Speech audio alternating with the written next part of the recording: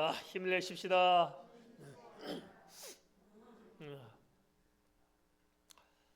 스데반은 생명을 열고 성막과 성전에 대해서 살펴했는데 그는 굳이 성막과 성전에 대해서 언급한 것일까요? 사도행전 7장 44절에서 47절을 살펴보겠습니다. 함께 읽습니다. 광야에서 우리 수상들에게 증거의 장막이 있었으니 이것은 모세에게 말씀하신 이가 명하사 그가 본 그 양식대로 만들게 하신 것이라. 우리 수상들이 그것을 받아 하나님이 그들 앞에서 쫓아내신 이방인의 땅을 점령할 때 여호수아와 함께 가지고 들어가서 다윗 때까지 이르니라.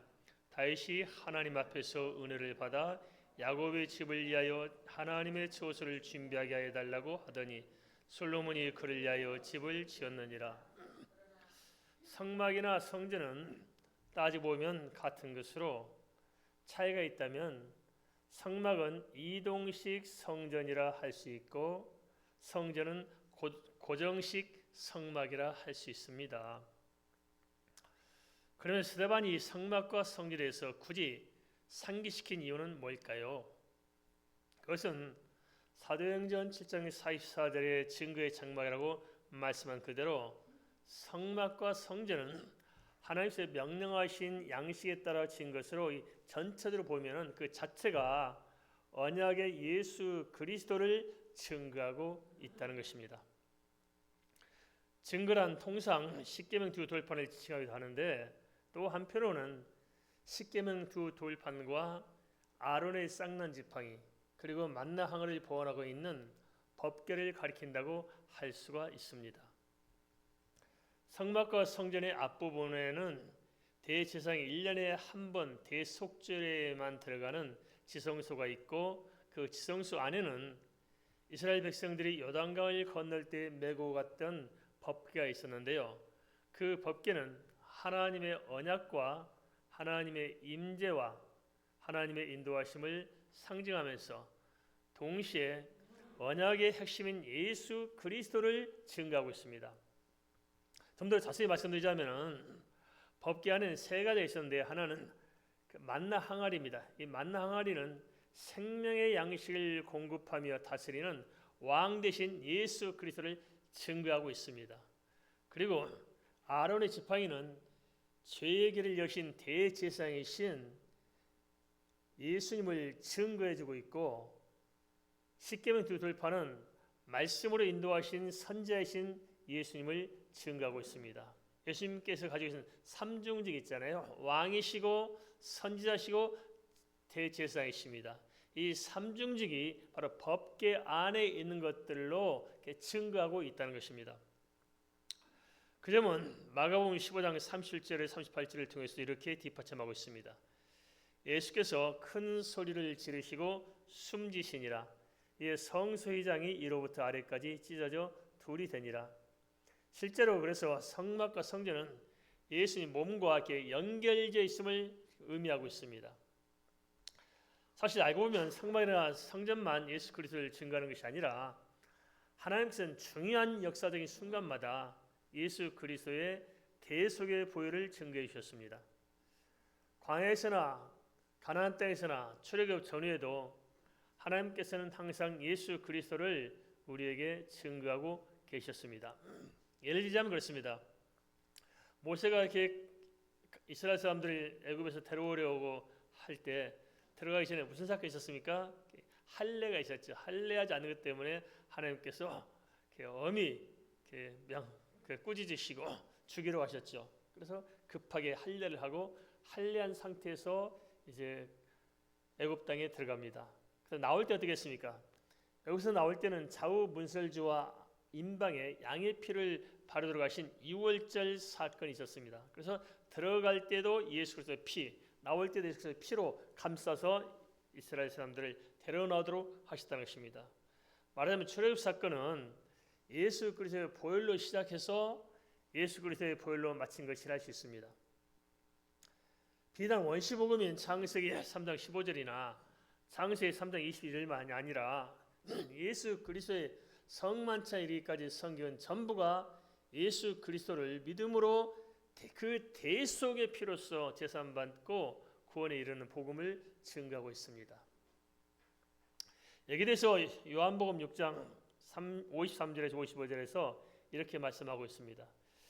예수께서 이르시되 내가 진실로 진실로 너에게 이르노니 인자의 살을 먹지 아니하고 인자의 피를 마시지 아니하면 너희 속에 생명이 없느니라.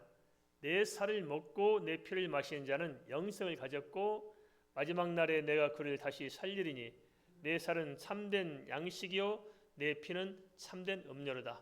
예수 그리스도의 살과 피를 먹고 마셔야 구원이 있다고 주님께서 말씀하셨습니다. 실제 예수님의 살과 피를 먹고 마시라는 것이 아니라 비유와 상징을 이야기하고 있습니다. 주의 말씀을 통해서 여기 계신 예수님 그리스도와 더불어서 만나는 변화되고 거듭나는 예수 십자가의 보혈로 새로워질 수 있어야 한다는 것을 이렇게 말씀하고 있습니다. 스데반이 당시 이스라엘 백성들에게 성막과 성전을 들고 나온 것은 성막과 성전은 사실 유대 사람들의 신앙의 구심점이 있었습니다.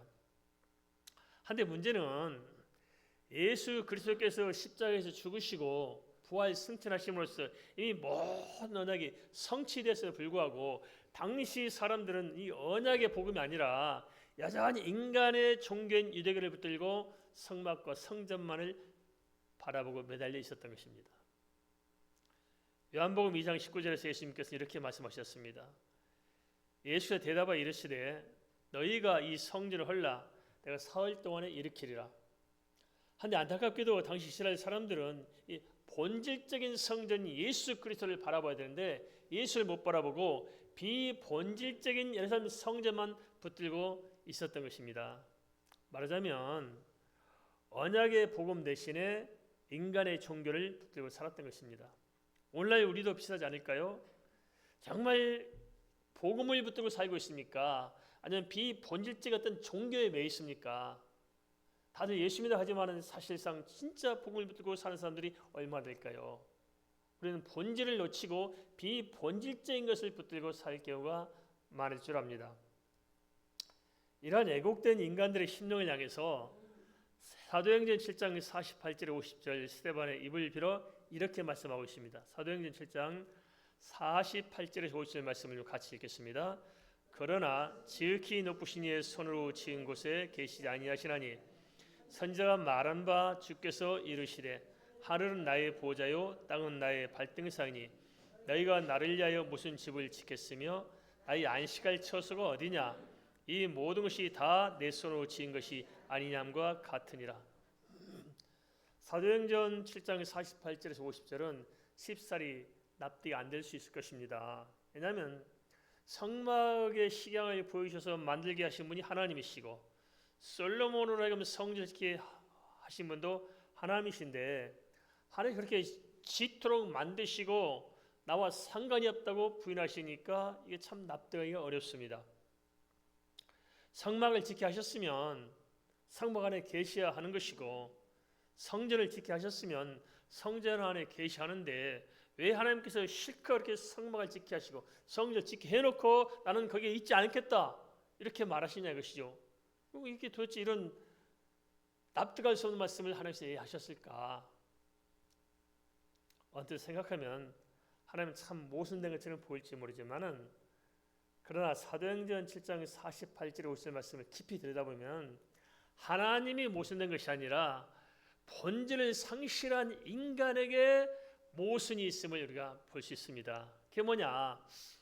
첫째, 하나님은 우주 만물보다 크신 분인데 그 하나님의 이대하심과 전능하심을 사람들은 실제로 인식하지 못한다는 것입니다. 하나님 이대하심을 성전보다 못하게 생각하는 거예요. 성전을 크게 생각했지 하나님을 크게 생각하지 못했다는 것입니다. 두 번째는 하나님을 사람이 지은 성막과 성전 안에 가두려고 한 것으로 이는 하나님을 사람의 생각으로 제한하려 했던 것입니다. 우리도 그럴 때가 있지 않을까요? 하나님 내 생각에 맞추려고 그래요. 내 생각의 틀에 내가 하나님께 개목걸이를 채워서 내가 박은 말뚝에 묶어놓고 우리가 하나님 믿으려고 한다는 것입니다. 이스라엘 백성이 그랬다는 거예요. 성전에 묶어놓은 하나님으로 인식했다는 것입니다. 세 번째 중요한 것인데 뭐냐? 하나님께서는 성막이나 성전을 통해서 예수 그리스도의 이 복음의 진리를 계시하고 있는데 사람들은 본질적인 예수 그리스도가 아니라 비본질적인 성막이나 성전이나 눈에 보이는 것만 붙들고 있었다는 것입니다. 우리도 그렇게 신앙에 빠질 수가 있어요. 교회가 뭡니까? 교회의 핵심이 뭐고 교회의 본질은 뭘까요? 교회가 예수 그리스도가 본질이고 모든 것 속에 예수가 있어야 교회이지 않겠습니까? 근데 교회에 예수가 없는 경우가 너무나 많습니다. 특히 가면 갈수록 그러지 않을까요? 교회가 본질적인 예수를 잃어버리고 점점점 세속화돼 가고 있습니다. 예수보다는 교회 안에 돈이 더 커 보이고 예수가 있었는데 예수는 없고 인간들의 어떤 기쁨, 인간의 종교적인 만족이 더 위에 있다면 이게 심각한 문제지 않겠습니까? 실제 유대교가 그랬거든요. 본질이 우리가 중요한데 본질을 놓쳐버리고 비본질 껍데기 붙들고 왈가왈부하는 것들, 이게 바로 문제의 심각성이 있었던 것입니다. 그러기에 그런즉 하나님께서는 사람의 손으로 지은 곳에 계시한다는 것입니다. 우리가 만든 기독교, 내가 만든 기독교 신앙 안에 하나님은 안 계신다는 거예요. 근데 우리는 내가 만든 기독교, 내가 고집한 신앙, 내가 짜놓은 틀 속에 하나님을 가두고 그 하나님을 믿으려고 하는 경향이 있다는 것입니다. 그래서 본질과는 달라요. 그건 기독교가 아닙니다. 미안하지만은. 우리 한번 생각해 봅시다. 산에 가다 보면 표지목이 있어요. 몇 킬로 가면은 무슨 약수터가 있고 몇 킬로 가면 무슨 뭐 고기가 나오고 표지목이 있습니다. 그러면 표지목이 본질입니까? 표지목이 가리키는 것이 본질일까요? 그렇죠. 표지목이 목적이 아니에요. 표지목을 세우기 위해서 표지목을 세운 것이 아니고 표지목이 가리키는 것이 있기 때문에 표지목이 있지 않겠어요. 본질은 따로 있습니다. 그런데 우리는 표지목만 붙잡고 사는 경우가 있다는 것입니다. 이게 종교입니다.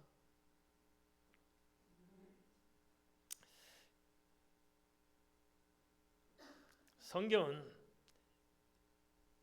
모든 역사를 통해서 모든 사건을 통해서 모든 섭리를 통해서 뭘 증가하냐면 예수 그리스도의 대속적 구원을 계시해주고 있습니다. 이게 본질입니다. 그래서 우리가 예수 그리스도의 보혈을 정확히 붙잡아야 됩니다. 믿습니까? 예수 그리스도의 보혈을. 예수 그리스도의 보혈이 없는, 그래서 그 보혈의 공로를 의지하지 못하는, 그래서 제산받지 못하는, 그러면서 내가 신앙생활을 잘한 것처럼 생각되고 내가 뭐 종교적으로 만족하고 있다, 이건 기독교와 아무 상관이 없습니다. 저는 늘 이게 두렵습니다. 새가족이 한 분 오시자마자 두지도 못해서 돌아가셨다고 그러는데요. 마음이 너무너무 아파요. 정말 이렇게 예수 그리스도를 좀 정확하게, 왜 정확하게 좀 시간 내서 좀 알려줘야 되는데 못했던가 싶은 생각이 확 자괴감이 드네요. 자괴감이. 다들 이렇게 오신 분들 보면 그래요. 목적이 좀 다르신 것 같아요. 정말 교회 와서 다른 것이 아니고 예수 그리스도 그 십자가 보혈의 공로, 그 은혜를 좀 정확히 알고 그 안에서 거듭나면 얼마나 좋을까요? 예수 그리스도의 보혈이 본질입니다. 믿으십니까? 유대 역사를 보면은 이단 왕들이 나옵니다. 남유다가 있고 북이스라엘인데 사실 북이스라엘 왕들은 반역의 무리되었기 때문에 끝까지 반역의 무리로 이어지는데 남유다는 하나님께서 다윗을 생각하사 다윗의 계보를 따라 쭉 왕이 나오겠잖아요. 그래서 남유다는 그럼 다 왕들이 다 제대로 왕이냐? 아니에요. 다 타락한 왕들인데 쓸만한 왕들이 있었어요. 그러면 그 왕들을 평가하는 기준이 뭐냐 할 때 그 기준을 누굴 삼냐면 다윗을 삼아요. 다윗을 기준으로 왕들을 평가한다는 거예요. 근데 사실 다윗을 우리가 생각하더라도 다윗이 뭐 이렇게 완벽하게 퍼펙트하게 좀 거룩한 사람 아니었잖아요. 실수도 있고 허물도 많았고, 또 특별히 다윗이 살아온 삶을 보면은 참 우리가 그렇잖아요. 어떻습니까? 다윗처럼 살고 싶으신 분 계십니까? 왕이 돼가지고 계시 안 계세요? 우리 다윗처럼 살려면 싫잖아요. 다윗이 얼마나 잔인하고 정말 가슴 미어진 삶을 살았습니까? 다윗처럼 속 썩으며 사는 사람이 누가 있을까요? 그렇지만 다윗을 하나님이 인정했던 부분이 뭐가 있을까요? 다윗에게는 그 마음의 중심이 있었어요. 하나님을 신뢰하고 사랑하는 그 변함없는 그것이 다윗에게 있어서 다윗을 하나님께서 가장 사랑하는 왕으로 이렇게 세우셨습니다. 그래서 지금도 이스라엘 민족들 중에서 다윗을 가장 존경하잖아요. 다윗의 후손 그러잖아요. 아브람과 다윗의 자손, 예수 그리스도의 세계라 명확하게 이야기하고 있습니다. 그런데 이 다윗을 가지고 평가할 때 유대 왕 중에서 다윗의 범가는 왕이 있었어요. 두 사람을 꼽습니다. 다윗에게 범가는 왕으로 꼽은 사람이 두 사람이 있는데 하나는 히스기야 왕이고 또 하나는 요시야 왕입니다. 그런데 왜 하필 히스기야와 요시야 왕을 그렇게 다윗의 범가는 인물로 성경 이야기하고 있을까요? 히스기야도 개혁했던 인물이고 요시야도 개혁했던 인물입니다. 시대를 개혁해서 하나님께 돌이킨 인물 히스기야, 요시야가 있었는데요. 이 사람들이 무엇을 이렇게 세웠느냐 다른 것이 아니고 유월절을 회복한 사람들입니다. 그래서 히스기야 왕이 유월절을 지켰고 요시야 왕이 무너진 나라에서 다시 유월절을 회복해서 신앙을 통해서 나라를 개혁했던 인물이 바로 요시야 왕이었습니다. 그들의 중심 핵심이 뭐가 있냐면 바로 유월절 사건이 있었던 거예요. 유월절을 회복한 거예요. 그럼 유월절 회복한 것이 무엇이 그렇게 대단하길래 히스기야 왕과 요시야 왕이 다윗의 범가는 인물이라고 평가할 수 있었을까요? 그것은 유월절은 바로 예수 그리스도의 대속을 통한 인류의 구원을 향한 하나님의 계획이었기 때문에 그렇습니다. 그것을 깨닫고 알고 유월절을 회복한 거예요. 그래서 하나님께서 그들을 존귀하게 여겼던 것입니다. 우리도 마찬가지입니다. 우리가 허물이 있을 수 있고 부족할 수 있어요. 그렇지만 우리가 유월절을 우리 속에 회복한다면, 다시 말하면 예수 그리스도의 십자가의 대속의 피로 구원하시고자 했던 하나님의 그 언약을 우리가 회복할 수 있다면, 그것을 믿고 사실적으로 받아들이고 예수 그리스도의 그 언약 안에서 우리가 건넜다면 하나님께서는 존귀한 자로 여기시는 것입니다. 믿습니까? 그 사람을 이대하게 보는 거예요. 근데 우리는 그런 본질을 놓치고 삽니다. 그런 것에서 우리가 어떤 영적인 자존심을 찾거나 그런 데서 우리 크리스찬의 아이덴티티를 찾는 것이 아니고, 우리는 그 비본질적인 어떤 다른 것에 의해서 우리는 자꾸 내가 크리스찬에 대한 어떤 아이덴티티를 찾으려고 합니다. 뭐 축복을 많이 받았다, 뭘 어떻게 했다, 뭐 이렇게 봉사했다, 이래서 이런 데서 우리는 비본질적인 것에서 우리가 크리스찬에서 마인드를 가지려고 하잖아요.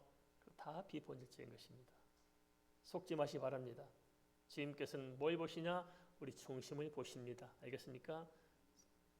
너무 그렇게 사람들 이목에 이렇게 신경 쓰면서 살 필요 없어요. 알겠습니까?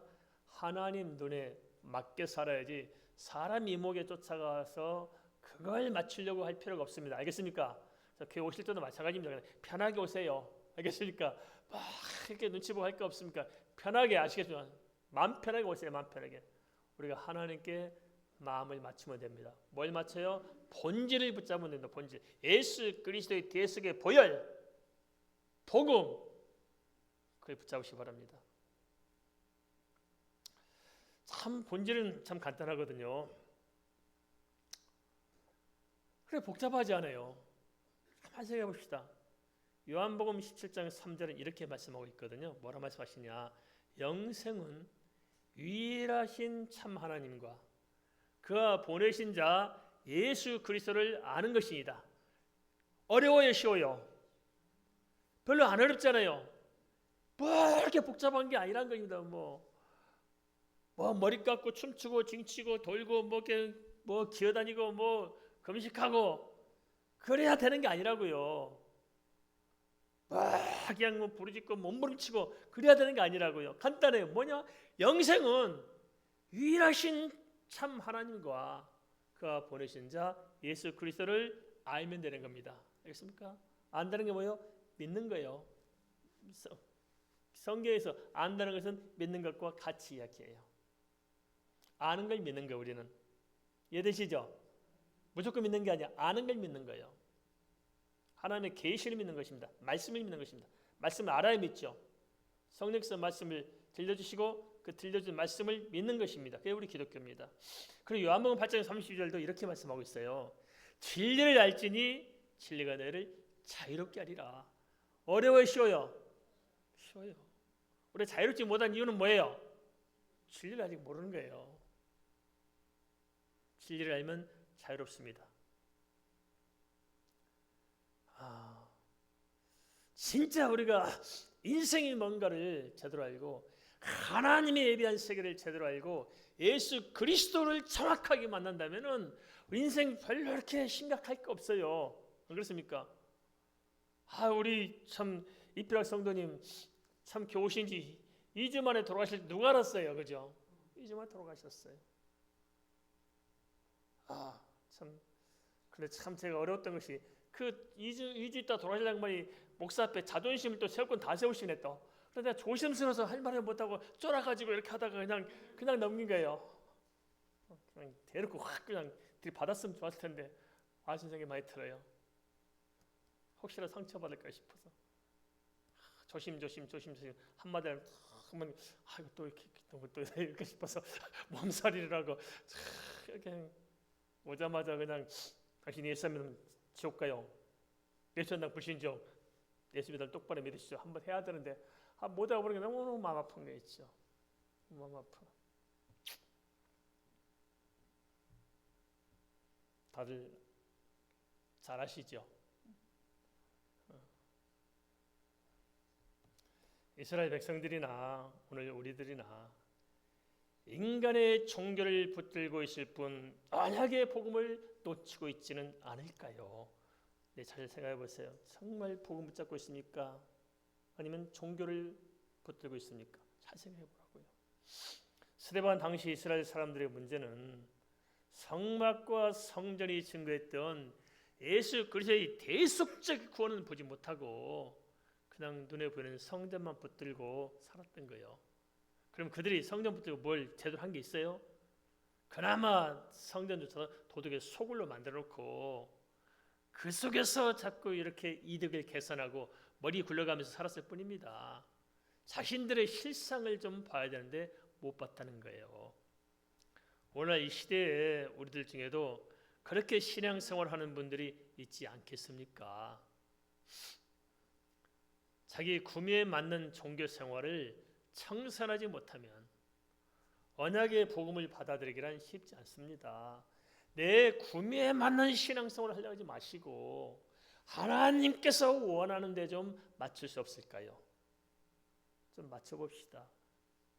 내 구미에 맞게 자꾸 이렇게 하려고 그래요.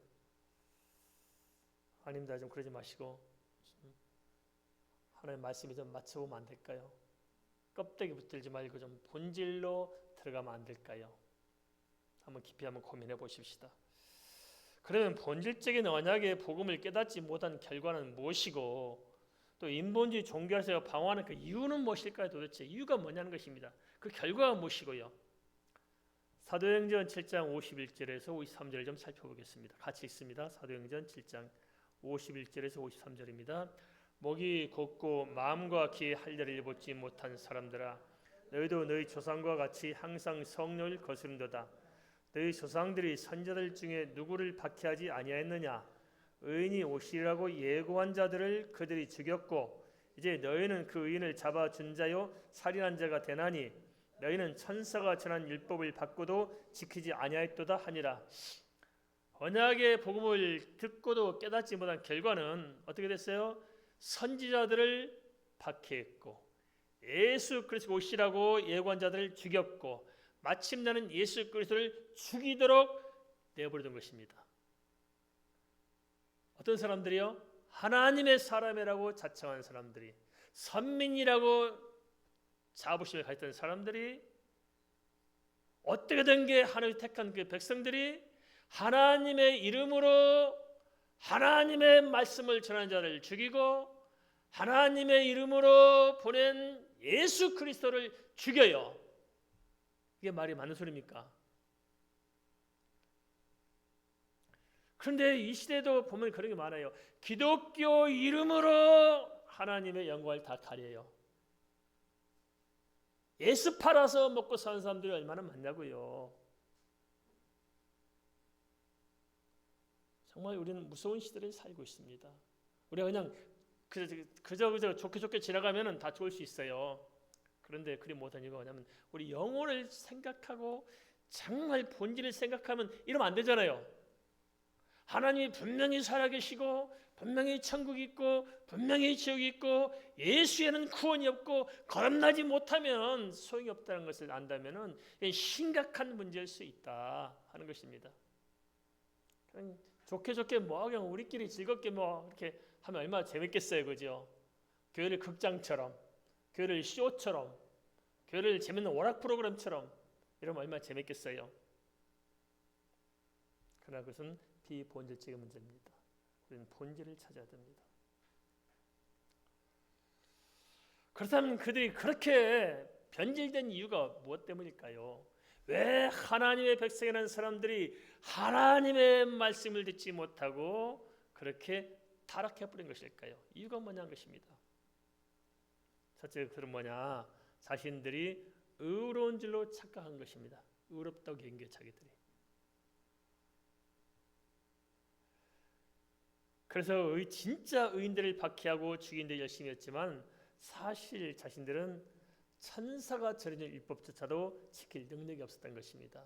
그러니까 하나님 이름으로 자기들이 의로운 척하고 다른 사람들 막 죽이고 달리고 날리면서 대단한 믿음처럼 하나님이 열심히 전이하겠지만 사실은 자기 자신들은 하나님의 말씀을 따라 살지 않았다는 거예요. 그 이유에 대해서 사도행전 7장 51절은 뭐라 말씀하시냐?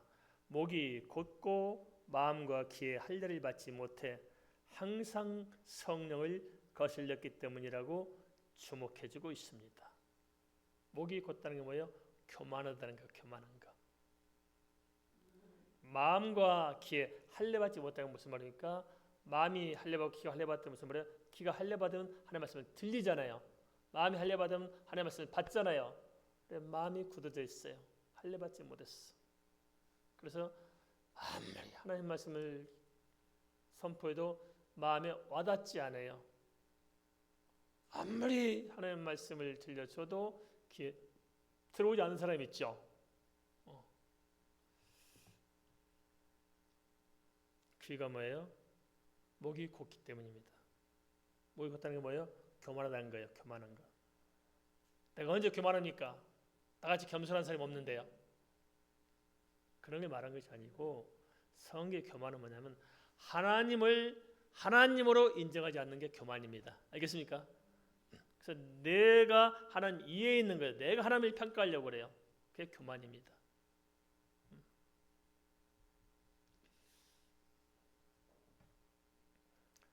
그런데 사실 그 밑바닥의 문제는 뭐냐?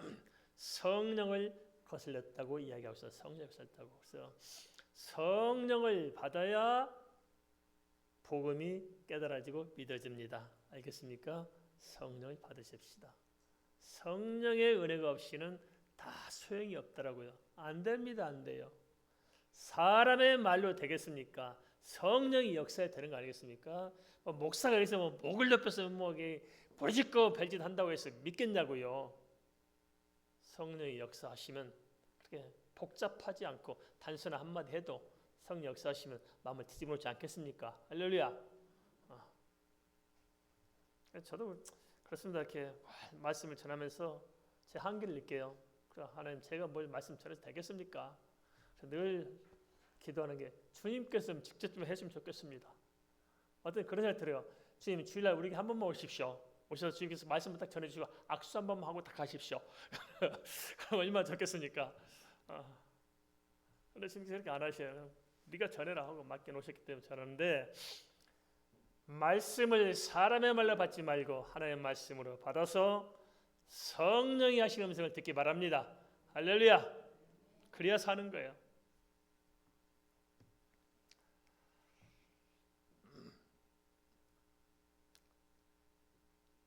이스라엘 백성들은 할례 받은 백성이라는 것에 대한 대단한 자부심을 가지고 있었습니다. 근데 문제는 하나님이 왜 할례를 하도록 하셨는지, 도대체 왜 할례를 하게 했느냐 하는 그 본질을 놓쳤다는 거예요. 할례를 왜 했을까요?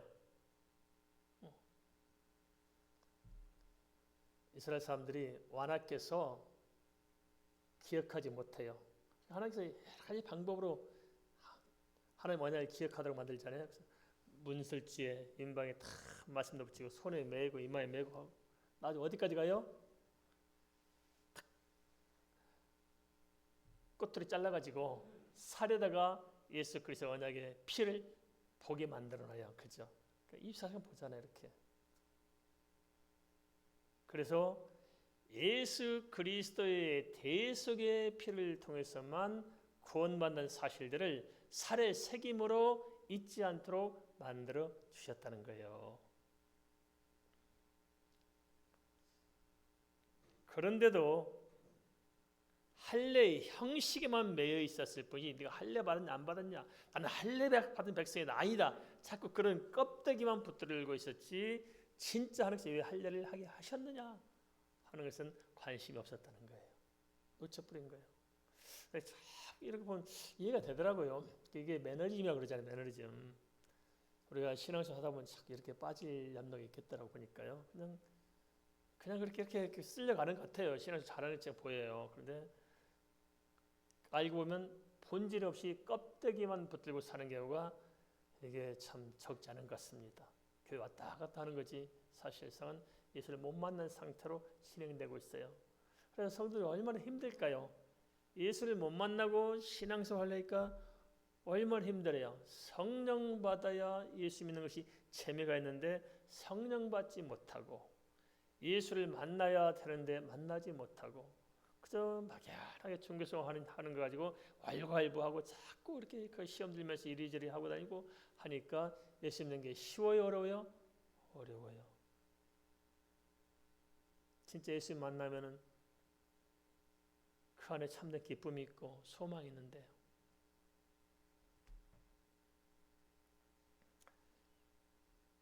그러한 껍데기 할례를 붙들고 사는 사람들에게 로마서 2장 29절 중반절에서는 이렇게 말씀하고 있습니다. 할례는 마음에 할지니, 할례를 어디로 하라고요? 마음에 할지니 영에 있고 율법의 조문에 있지 아니하니라. 그런데 영을 모르고 율법의 조문만 붙들려요. 마음은 없고 몸뚱아리는 붙들고 있어요. 이게 본질을 놓치는 것입니다. 오늘날 참 말씀드렸는데 우리 기독교라는 이름으로 얼마나 반기독교적인 일들이 많이 벌어진지 말해주셨습니다. 기독교를 찾고 하나님 이름을 내세우지만은 사실은 속에 예수 보일 있어요 없어요? 없어요. 다 인간의 영광을 위해서, 자기 일속을 위해서, 자기의 욕망을 충족시키기 위해서 거창하게 별짓을 다 하고 살지만은 뚜껑 열고 보면 도둑의 속을이라 다 폐역하잖아요. 얼마나 비복음적인 일들이 많이 일어나는지 말해주셨습니다. 표면적으로 보면 다 예수 이름으로 열심히 하고 있지만 그런 사람들이 결국은 예수님을 십자가에 못 박게 됩니다.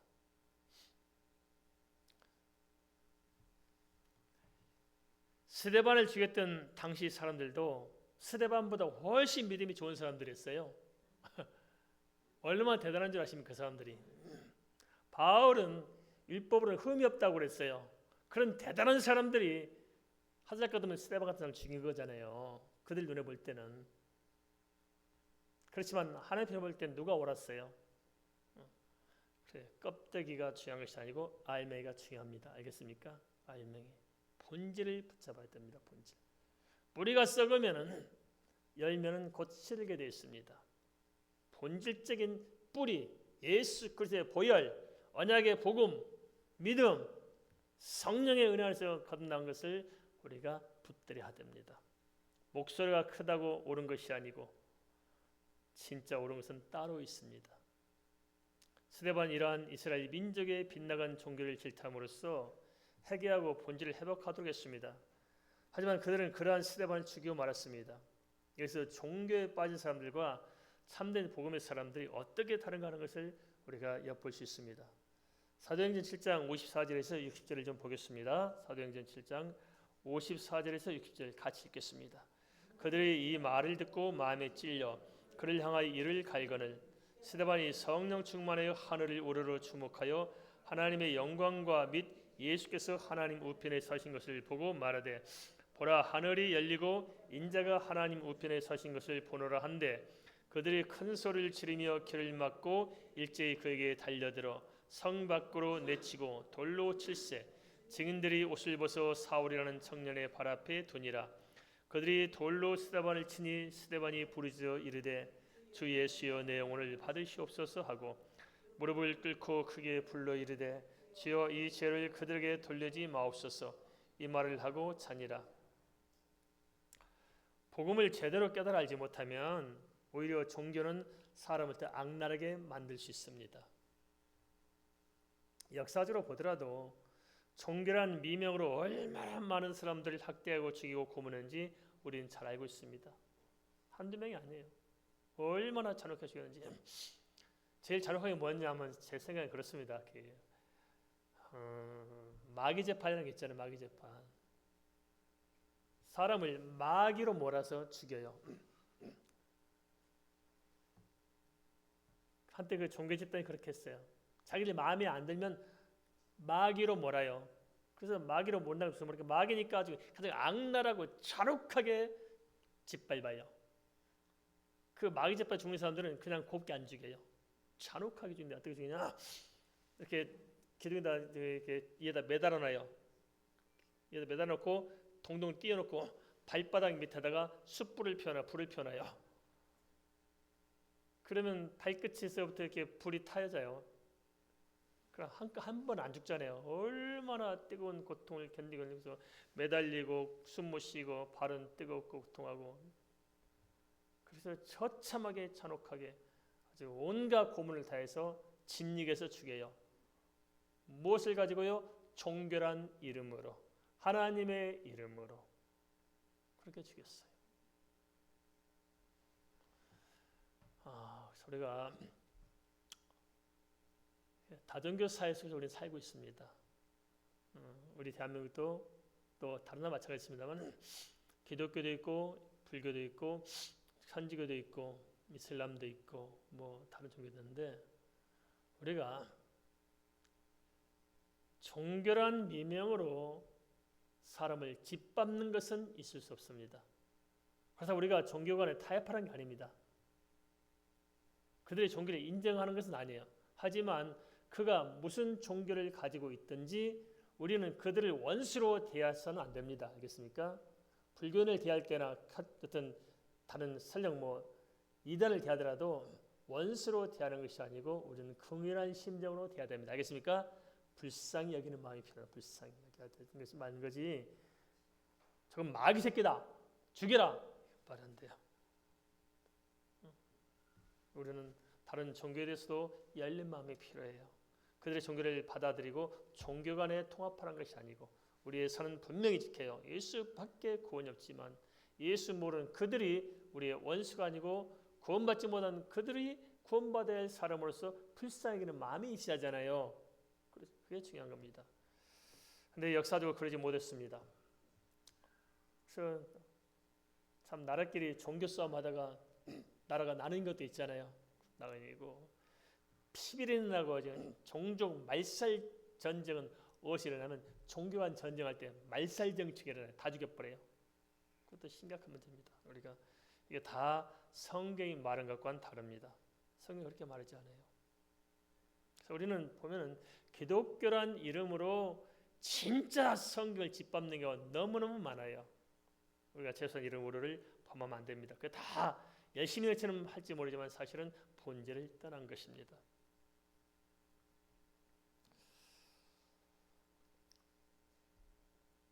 스데반의 말을 듣고 그들은 마음으로 받아들이는 대신에 말하는 스데반을 죽였어요. 회개하라고 권면하는 것을 듣고 회개하면 될 텐데 회개하는 대신에 그 말하는 스데반을 죽여 없애고 자기들의 정당함을 증명하고자 했다는 것입니다. 무섭죠? 이게 종교입니다.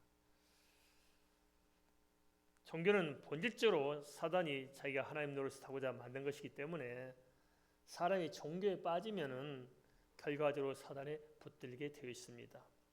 당시 유대교도 마찬가지입니다. 유대교는 성경의 삼일체 하나님이 아니라 성부 하나님만을 유대 민족의 어떤 단위신론으로 섬긴 것이었고, 또 열방의 구원 대신에 혈통적인 이스라엘 자기 민족만 선택받는다고 믿었습니다. 따지고 보면 유대 민족이 다 100% 순혈 아브라함의 후손입니까? 아니잖아요. 이미 출애굽 때부터 허다한 잡족이 들어와서 같이 들어왔잖아요. 다 섞여졌잖아요. 모세도 구스 여자하고 재혼했잖아요. 섞여서 안 섞였어요? 다 섞였잖아요. 우리 대한민국은 어떻게 해요? 100% 당군 후손입니까? 아니잖아요. 우리가 알잖아요. 어디서 굴러왔을지 몰라요. 우리도.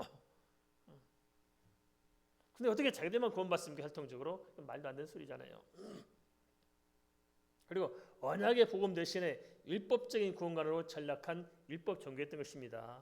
그러기에 그들은 성경이 예언한 메시아가 오셨음에도 오히려 메시아를 십자가에 못 박잖아요. 잘못된 종교적 신념이 얼마나 인간을 애곡시키는지 말할 수 없습니다. 우리는 신념이 필요한 것이 아니라 신앙이 필요합니다. 알겠습니까? 신념은 사람의 철학과 사상에서 옵니다. 인간의 경험에서 오는 게 신념이에요.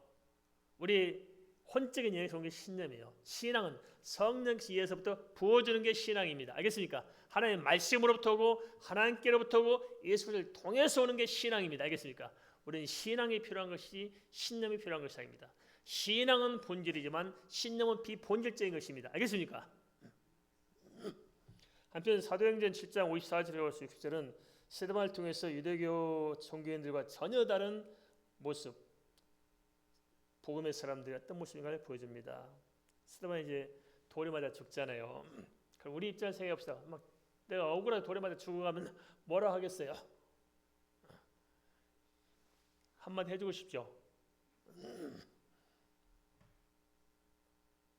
그런데 스데반은 그러지 않았어요. 돌에 맞아 죽어가면서 성령이 충만해서 하늘을 우러러 봤다고 말씀하고 있습니다. 그리고 그는 하늘 열린 것을 봤어요. 그리고 하나님의 영광과 예수께서 하나님 우편에 있을 것을 보았다고 알려주고 있어요. 이 복음의 사람은 세상을 떠날 때 뭘 보는 줄 아십니까? 하늘의 영광을 바라봐요. 알겠습니까? 하늘의 영광을 보게 됐습니다. 예수 안 믿는 사람은 뭘 바라볼까요? 지옥의 흑암을 보게 되었습니다. 저는 잘 모르겠으나만 한 분이 그렇게 말씀하시더라고요. 그분은 이렇게 직업이 뭐냐면 돌아가신 분들 염하는 게 직업이래요. 하는 게 있잖아요. 우리 장례사라고 그러나요? 그 직업에서 몇십 년 동안 그 장례사를 했으니까 시체를 얼마나 많이 만져봤겠어요. 수많은 시체를 만나봤는데 그 사람이 염하면서 궁금한 게 있다는 거예요. 어떤 사람은 염원은 부들부들한 사람이 있는데 어떤 사람은 아주 빳빳하게 굳어있는 사람이 있다는 거예요. 긴장한 채 죽은 사람이 있고 편안하게 죽은 사람이 있다는 거예요. 시체를 만져보는데 그래서 그 사람이 다 조사해봤대. 궁금해 다 조사해봤더니 진짜 예수 믿고 구원받은 사람은 편안하게 죽어서 시체가 부들부들하대요. 그런데 안 믿고 죽은 사람들은 뻣뻣하게 굳어있다는 거예요. 왜 그럴까요? 죽을 때 나타나는 거거든요.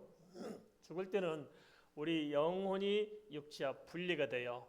그럼 분리해서 뭘 바라보겠어요? 스데반처럼 구원받은 사람은 하늘 보좌를 바라보요. 내가 갈 천국을 보는 거예요. 좋아요, 안 좋아요? 천국이 좋습니까? 이 땅이 좋습니까? 그럼 빨리 죽읍시다. 할렐루야. 얼마나 좋겠어요, 이렇게. 그러니까 죽을 때 긴장이 되겠어요? 마음이 풀어지겠어요? 마음이 풀어져. 편안하게 죽는 거예요. 편안하게. 그런데 지옥을 보는 사람들은 가고 싶겠어요? 안 가고 싶겠어요? 몸부림치다가 죽는 거예요. 그러니까 온몸이 긴장된 게 팍팍하게 죽는데요. 그분이 그렇게 말씀하시더라고요. 오랫동안 자기가 몇십 년 그 장례사를 해봤는데 그리고 자기가 이제 그래서 예수 믿게 되는 사람이 됐다고 그러고 예수 믿으면서 보니까 그렇다는 거예요. 스데반이 그렇게 죽었습니다. 스데반이 마지막에 뭐라 말하는 줄 아십니까? 주 예수여 내 영혼을 받으시옵소서. 그리고 마지막 기가 막히게 말씀했어요. 역시 복음을 깨달은 사람, 본질을 붙든 사람은 다르다 하는 막판에 뭐라 말씀하셨을까요? 이 죄를 그들에게 돌리지 마옵소서. 멋있죠? 이게 진짜 복음으로 변화된 사람의 모습이 아니겠습니까? 스데반은 죽어가면서도 죄를 용서하고 죽는데 성경은 스데반의 죽음을 그냥 잠든 것으로 묘사해요. 돌에 맞았지만 편안한 거예요. 주임날에 이미 가 있기 때문에 잠들었다. 잠들었다.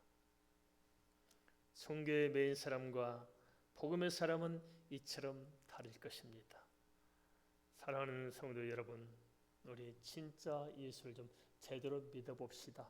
할렐루야. 제대로 만나봅시다. 알겠습니까? 제대로 믿으십시다. 지금 죽어도 내가 주님나라에 갈 준비가 돼 있어야 됩니다. 알겠습니까? 지금 죽어도 그냥 오케이 이사갈 준비가 끝내놓고 믿어야 됩니다. 알겠습니까? 아무 미련이 없어요. 지금 죽어도 다 정리가 됐어. 항상. 왜 그럴까요? 우리는 이미 예수 안에 있고 주님이 내 안에 있기 때문에 까짓 이 세상에 큰 미련을 가질 이유가 없잖아요. 그죠? 이게 예수 믿는 사람, 본질을 붙든 사람. 그 본질을 못 붙든 사람 어떤 사람들이요? 죽어가면서도 돈 하다가 끝내 돌아서 죽어요. 이거 아닙니다. 알겠습니까? 본질을 붙잡으시다. 허울 좋은 기독교라는 종교라는 이런 껍데기에 붙들지 말고 진짜 예수 그리스도를 붙드십시다. 하나님은 살아계시고 주님은 우리를 아실 것입니다. 주 안에 참된 소망이 있고요. 주 안에 참된 평안함이 있고요. 주 안에 능력이 있고요. 주 안에 은혜가 있습니다. 아시겠습니까? 알았습니까? 우리 말씀 생각하면서 함께 기도하겠습니다.